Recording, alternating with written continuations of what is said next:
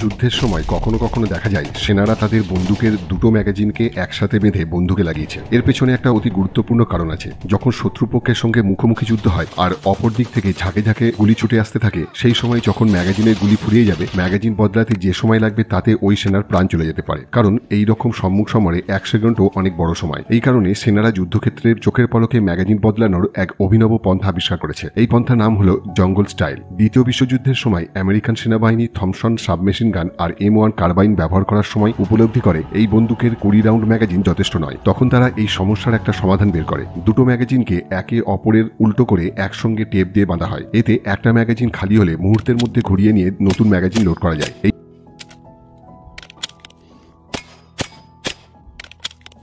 এই পন্থার নকল করে কিছু বন্দুক নির্মাণকারী কোম্পানি যেমন শিক বা হ্যাগলার অ্যান্ড কোচ তাদের ডবল ম্যাগাজিন সিস্টেম চালু করে, যাতে বন্দুক দ্রুত রিলোড করা যায়। কারণ যুদ্ধক্ষেত্রে দ্রুততাই বেঁচে থাকার একমাত্র উপায়।